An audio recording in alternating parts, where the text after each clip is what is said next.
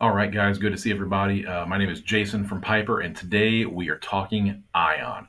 Ion is a brand new system that we have here in Piper that is going to be not only a data warehouse, but also an entire student profile management system. So we can use this for everything from what we do in our PLC groups to what we do in counseling sessions to how we help individual students with discipline and attendance. Everything that we want to do for tier 2, tier 3 intervention across the board, whether it be academic behavior or social emotional, can be found right here. This is going to be the tool that's going to help us take Piper into tier 2 and 2-3 nirvana. So this is going to be video one of what is going to be a long list of videos that I'm going to show you throughout the school year. So instead of being in one room during a professional development of sitting with all of our computers and doing this all together, we're going to do this in pieces of video so that you can feel free to do this on your own speed. If you want to pause, rewind, slow it down so you can catch up with me and see what's going on, you can feel free to do so instead of having to keep pace with everybody in the whole room. So today in video one, it is going to be a very introductory lesson. Okay, you're going to learn how to do two things. Number one, you're going to make sure that you can log on and access the website. And number two, I want to make sure that you can know what a data wall is so you can see your student roster and just know how to find some data. Okay, so the first thing we're going to do is we are going to do some login information. So when you log in to Ion, you want to make sure that you're using the Google sign-in. Okay, do not use the login. Make sure you're using Google sign-in. Okay, so we're going to click on Google sign-in. And if you've never signed into it before, you'll probably have to type in your username. It is your .us email address, and it's the same password that you use to log into your computer or log into K-12, anything to do with K-12. This is how you log in. So I'm going to go ahead and log in right here. And this is going to take us to the Ion home screen. Okay, well, right now, this is going to be what your home screen is going to look like. Okay, and as we get more data and as we get more kids into the system, this is going to populate with a lot of things. But the nice thing is that this home screen can be tailored to whatever you want it to be. And that is down here in the favorite section right here, is you can put anything that you want to there. But that's advanced stuff, and we're going to get to that in other videos. Right now, I just want to make sure you can log in. If you can log in with that Google sign-in, you have completed step number one on your long journey to becoming an Ion professional. Is I want to make sure that you can see your roster. So over here on Ion is where you have a couple of things. Okay, you have this green button right here is what is called dashboards.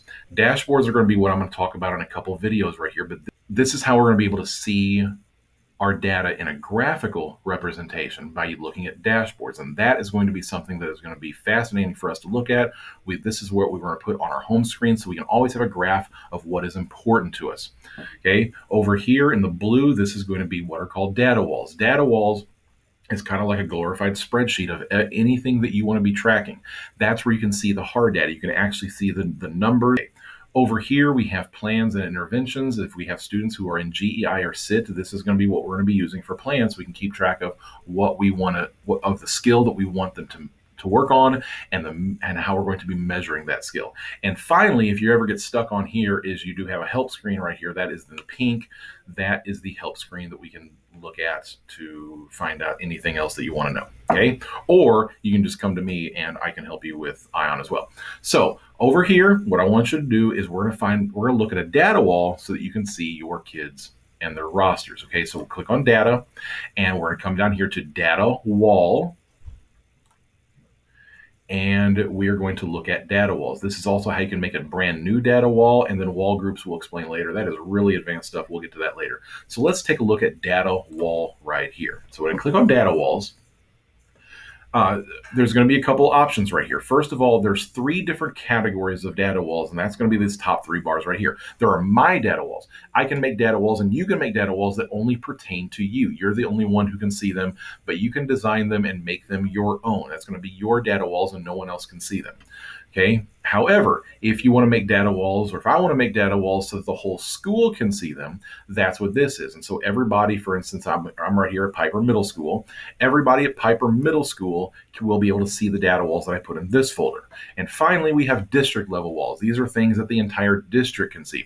So no matter who you are, what building you work in, you will have things in the district wall folder because this is what you can see. So whenever I'm creating something that I want the whole district to be able to see, this is where I put it. So when I design data walls, this is normally where I put it, or I can put things in school walls, or if I just want something personal for me, I can do this.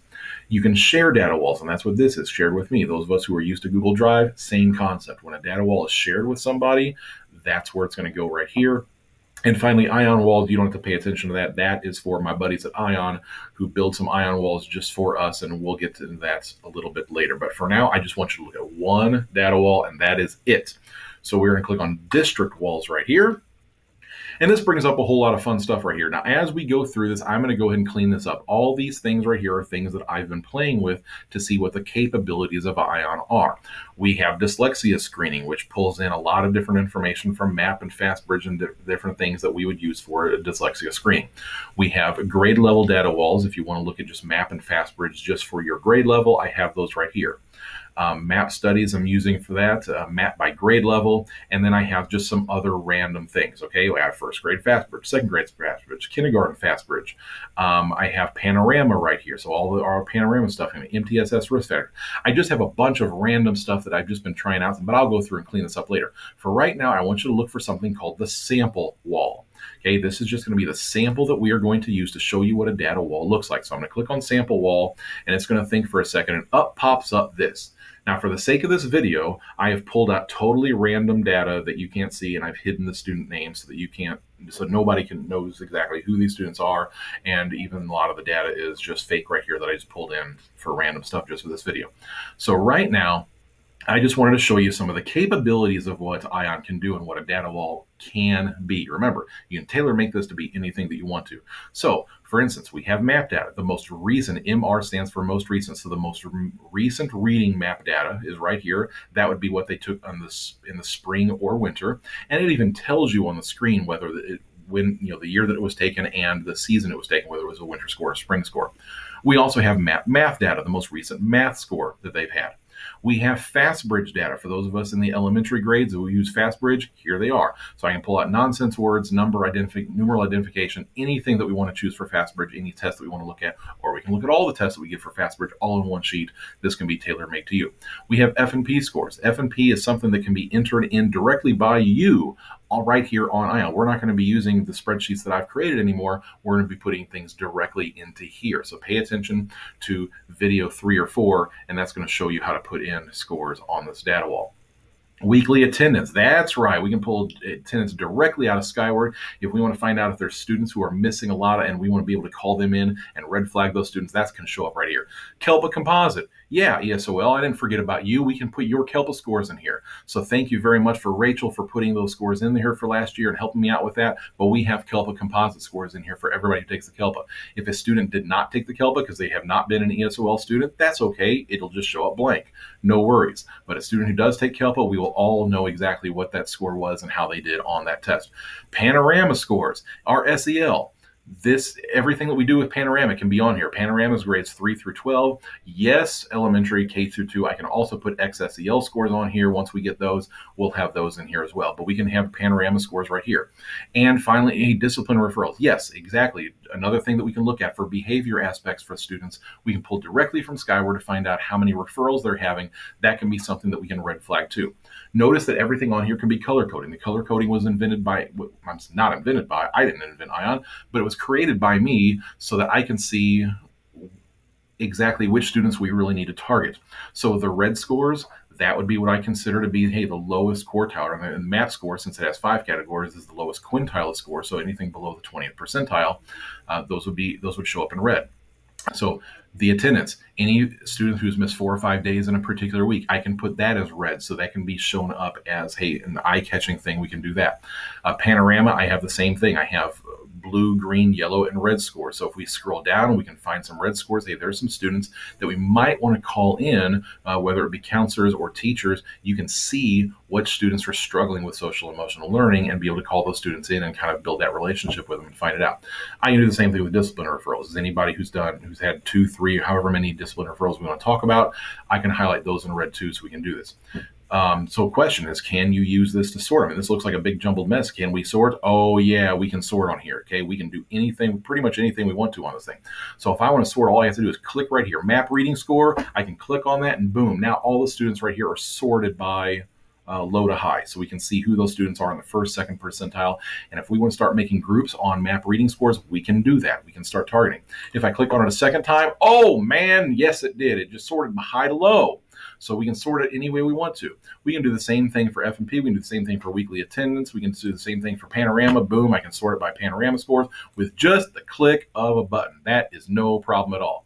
Okay, not only can I sort, but I can also filter by students who I want to see. So if I want to come here to grade level and I want to see, hey, who are my students that are only sixth graders? I want to see my sixth graders. I just type a 6 in this little bar right here, and it filters out all the seventh and eighth graders. So now all I'm looking at is sixth graders. So if I want to look at, for instance, at Panorama scores, and I want to find, hey, all the students who scored 3.0, okay, there they are. Or if I want to see all the students who scored greater than 3.0, okay, there they are. There's all the students who scored greater or equal to 3.0. So those are all the students that we can see. We can sort, we can filter. Can we filter twice and see all the students who scored greater than 3.0 in Panorama and are also in the seventh grade? Oh, you bet we can. There it is right there. I can have multiple filters all at the same time. So this is something that you can just kind of play around with and something kind of fun. If I scroll all the way down here to the bottom, I just want to show everybody this. Down here are totals. I can see totals. If I color code these things, it kind of gives me the totals. All the students, 31% of our kids scored in the green category, 26% scored in the blue category. Now, these don't really make any sense since they're all, fake data anyway, but when we have some real data in here, it will actually tell us who scored in every category for us. Okay, but your second lesson for this is after you know how to sign in. Remember, lesson 1 is knowing how to sign in. If you can't do that, please send me an email and I will check your account and make sure you're still active. But lesson number 2, find this data wall. It's called Sample Wall in the District Data Wall folder called Sample Wall. If you click on Sample Wall and take a look at this data wall with all the same columns, you should be able to see your roster of students. Okay, so if you are a second grade teacher, it should take you to Piper Prairie School and you should be able to see all of your second grade students. If you are a middle school math teacher, you should be able to see Piper Middle School and it should have a list of all of your students that you have.